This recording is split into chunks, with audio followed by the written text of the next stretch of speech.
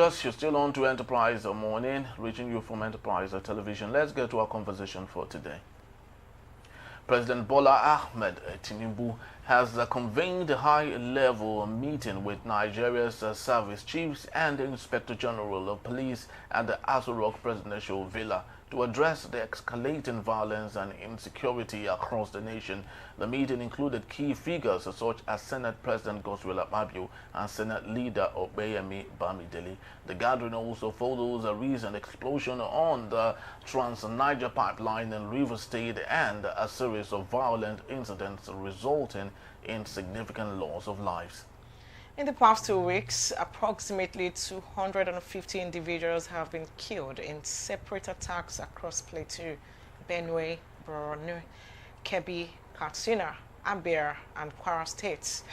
These incidents have intensified public scrutiny of the nation's security apparatus, with criticisms directed at the service chiefs or perceived inadequacies in addressing the crisis. The president's engagement with the security chiefs underscores the administration's commitment to restoring peace and stability.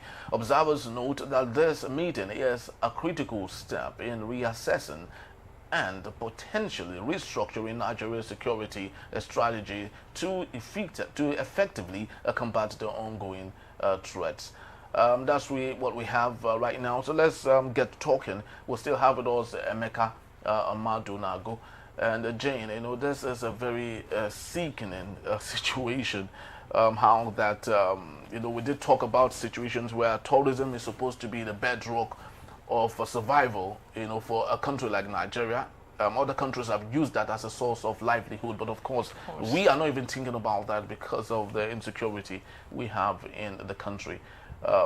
Emeka, are you there with us? Yeah, I'm very much here. Yes, beautiful. So, what do you make of the president asking for a sit-down meeting with the service chiefs? Does it really make any difference at this point? Well, in the past, we had called for the removal of the service chiefs, the security chiefs. They were removed. I think President Muhammad Buhari did, I think he removed service chiefs about 2 or 3 times. But things did not change. Now the calls have come afresh that President Tinubu should remove the security chiefs, he should remove the service chiefs. But I don't know what will change significantly. Right now, we have very serious security challenges, which need advanced thinking, including the infusion of technological strategies, you know, to combat crime. We should know that Nigeria is a country, is a destination of choice in Africa, and we have porous borders. You know, if the United States can be complaining about its own borders, the way illegal, you know, these problems with illegal immigrants. I mean, talk about a nation like Nigeria. What are we going to be doing? So the United States is far richer than Nigeria. Is far more technologically advanced than we are, but they're also still grappling with crime. You know, so what it means is that our security chiefs need to work harder. They need to evolve new strategies to deal with the unfolding challenges. They should not rest on their laurels, and then let them concentrate on their jobs. I'll say, for instance, the Inspector General of Police has been more interested in helping rich and influential Nigerians to pursue their critics. He has been more interested in weaponizing certain aspects of the Cybercrime Act rather than using the laws to deal with crime. And Nigerians have complained about that. They have raised concerns about it. That if the Inspector General of Police can spend the energy he uses in pursuing people like Portable, pursuing the critics, journalists here and there, because they criticize one person or the other, spend that energy on making the nation safer. All these big men, if they have any issue, let them go to court. Stop making the police available to people who are largely irresponsible. Let them go to court and defend themselves. Let their accusers face them in court. Don't allow them use you to weaponize the Cybercrime Act. That's what we're talking about. That is part of it. The National Security Advisor the other day was engaging, a critic, Najatu Mohammed. And the woman dared him to arrest her. Where do you have enough challenges on your hands? And you still have time to be engaging, in exchanging words with people?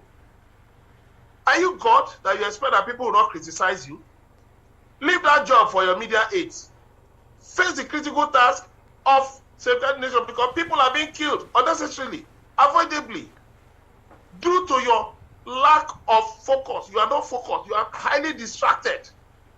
Can you imagine a vehicle, a Hilux van, in the Office of National Security Advisor was stolen at the Central Mosque in Abuja the other day, 2 Fridays ago? Is that not shameful enough? And they were now explaining how it was demobilized, how it was stolen. The fact is, whether they carried it on their heads or whatever, it disappeared. Is it not the same country that a snake swallowed money in jam? Is it not the same country that a monkey ran away with money in jam? Is it not the same country that a whole ship, empty Pride, you remember? Yeah. Empty Pride, a whole ship disappeared from Apapa Port. This is a nation where wonders take place every day. No wonder we are so religious. Because absurdity rules us here. Why? Those in charge of security are more interested in 300. We have about 400,000 policemen. 3/4 of those policemen are engaged in security, in protection duties with VIPs, leaving 200 million Nigerians to be guarded by 150,000 policemen. Tell me if that is not a joke. The other day I was traveling to the east. We passed a checkpoint. Honestly, I felt so ashamed. People in the vehicle were laughing. We passed by a checkpoint. Some of the policemen, maybe they have been standing there since morning. They were sitting under some trees and sleeping, nodding.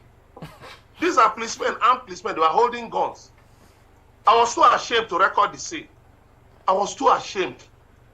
As if they were sleeping by the side of the road, nodding, holding their guns and nodding their heads. Haba! When has this country descended so low that we just treat serious issues with levity? Now, this is not it shows you. Look at the other day, Chinese man. You have so many questions. I was going the to other ask, day, Chinese man was sharing money to policemen, and he was recording it. I learned that video rattled the Chinese authorities. What kind of a thing is this? Look, we must wake up and smell the coffee, because you see, ISWAP, Boko Haram, the Mahmouda, whatever they call them, the new terror group, and the other one.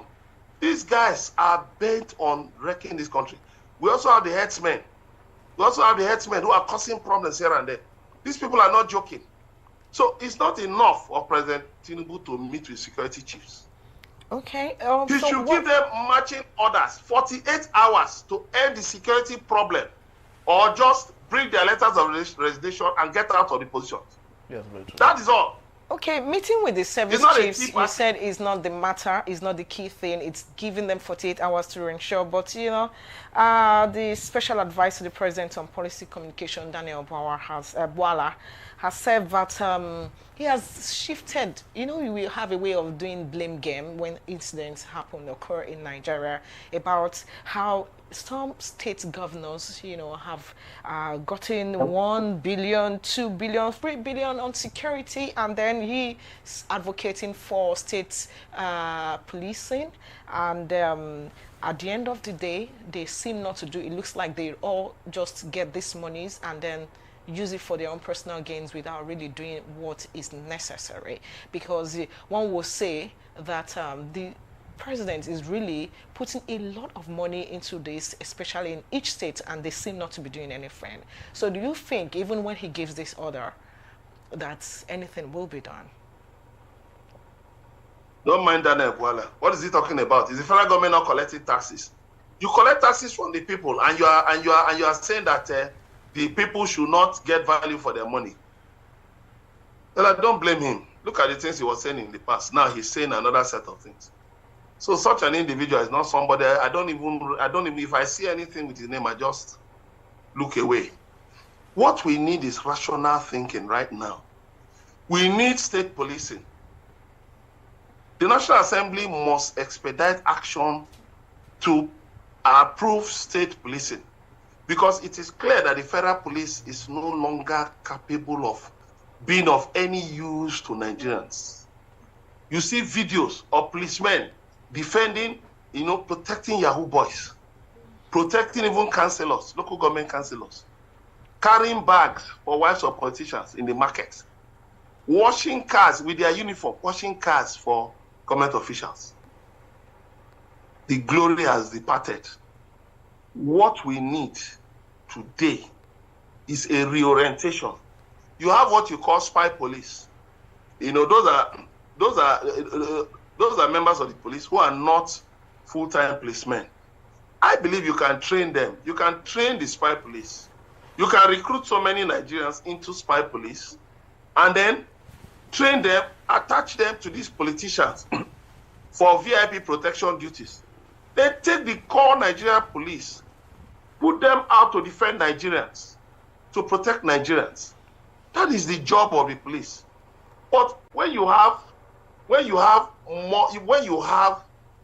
over 200,000 policemen protecting just a small number of VIPs, I was going to say that. Then what do you expect us to get? We can't get any good results. Yes, but Emeka, just to interject. Yes, Emeka, just to interject on what you were saying. Looking at Edo State, for example, as a reference point, the government of Obaseki had made it possible for vigilantes to secure some of the areas, which resulted, unfortunately, to the death of the 16 hunters in Urumi. As a result of that, the vigilante group has been disbanded by Okwebolo. It has not. It has come back. It is back. Okay, they are still operating. Yes, all right, but they are better supervised now. They are still operating. Okay, beautiful. So, but how do you think we can better service our society when those vigilantes are not given the right training? They don't get the right support, which the government had equally said. So much money is voted into security votes, but the government happen not to use that opportunity. So don't you think we should rather hold our governors to account to some of these issues rather than looking upward? You see, it's easy for us to blame the governors, but look at the scenario. You call a governor chief security officer, but a governor cannot give a directive to an ordinary DPO. You can't give a directive to a DPO. A governor cannot give a directive to a major commanding one small position, maybe even a lieutenant commanding some soldiers on road patrol in his state. He can't give an order to a lieutenant or a second lieutenant. A governor cannot give any order to one junior officer in civil defense. Is that bad? Let's stop deceiving ourselves. We have just one commander-in-chief in this country, and that is the president. He should live up to his responsibilities. You don't run away from the country for 2 weeks. You say you're going on a working visit in Paris while your country is burning. And then you come back and you are expecting that you to blame others. That is the problem. Deflection of blame, instead of you to take responsibility. That it's my responsibility as the commander-in-chief to protect the nation, and I will do my job. You are now blaming governors. What do you expect governors to do? Do they control troops? I know, yes, you can say they are collecting security votes, but what else do they do? Let me tell you, if not for what the efforts of governors in donating vehicles and other equipment, some governors, not all. Some governors. Many governors. I can tell you that many governors, even individuals, companies, they buy. You can imagine police telling you that they can't respond to distress call because they don't have spare tire, because their tires are bad, and so people have to gather money and buy tires for them. Is that bad? Is that bad? police stations, people have to gather money to buy fuel, to buy petrol, to run their generators. People, it's out of generosity of people that they have solar in some police stations. It's so bad. You can find out from the security trust funds in some states like Lagos, the requests they receive, you know. So what we are talking about is we must tell ourselves the truth. Part of the problems of security also stem from politics. Politicians making capital gains out of, well, you know, you heard the governor of Bauchi State the other day saying they will tell all Fulanis to come to Nigeria. Who gave him that power? Who gave him that power to do that? And the federal government has not responded strongly to such a statement. Then again, you find out the issue of thuggery. Politicians during the elections, you know, they gather, during electioneering, they gather thugs, arm them, and they move about causing problems. Then after the election, they don't retrieve these arms from these people. And then they use them as a meal ticket. Look at the situation in Anambra State. The governor had to get people who were, you know, who knew about the problem, the security problem in the state. And then they drilled down to the problem, dealt with the problem, and you can see Anambra State has become relatively safe. So what are we talking about? Yes, the problems are local, and we need local solutions to the problems. So the point is, you have to now establish state police. The same way you have established states' electricity markets, so that states can give licenses for the generation and distribution of electricity. In the same way, states should also be empowered to set up their own police. You should also have local government police, county police. You have it in many countries. County police, you know, who can handle local issues. They don't have to be really armed. But of course, they can actually give you information, first-hand information. Then you can use drones. One drone of about $7,000 to $10,000 can actually be used to police a sizable community overnight. Can be used to patrol an area, because drones move at high speed. So they can be used, if you know, you can get permission from the NCAA and from the Office of National Security Advisor to use drones to do some of these patrols. Then again, where are these headsmen coming from? That issue needs to be dealt with. Why do headsmen have weapons? AK-47. Somebody was saying the other time that they use it to protect their animals. We are talking about ranching. Let's take governments now put down their foot and say no more open grazing. Because those herdsmen are not the owners of those cows. So the state governors should now sit down and say, listen, enact a law through the House of Assembly on ranching. And then now invite people, if you own 1 or 2 cows, come and collect a license to set up a ranch. That any cow that is seen on the road, the herdsman will be arrested, the cows will be impounded, and the owners of those cows will be made to pay a hefty fine. Well, in that way, how that will work. You will sanitize the society. You have another question, go ahead. In that way, you will sanitize the society. And then you will create business, you will create jobs, you will create economic opportunities. Let's turn our problems to opportunities for prosperity. We can't just keep lamenting our challenges, lamenting our problems. We must use the education we receive to bring changes, bring about changes. And it's not difficult. Very true. It's not difficult. I must By the really way, say, Emeka, look at many of those animals. A lot of Nigerians have now resort to trying to, if they can get themselves armed, if possible, and also take to self-defense. As you will also agree with me that this insecurity issue or security issue has eaten deep into the fabric of the nation, and lives have been lost. So for any advice that have been given to the government, local government, or state policing that have not worked in so many ways that we have clamored for, people have resort to self-defense, which is more dangerous if you ask me, because if people now say this is the solution for me. I have to be arm myself because I don't know what can happen, or you're going out in fear and then you have to arm yourself. Could this be the way out? I mean, it looks like we're now stuck in having to look for solutions to this, and it's never happening. Okay, that's very true. So the question I would love to ask is, given what Theophilus Danjuma has said, that we should self-defend ourselves, yeah, how tenable is that? Is that sustainable for a country that wants peace? Is that the lasting solution to peace, if it's possible? We do trying to sketch. He's trying to look at the solution to the problem from just one side.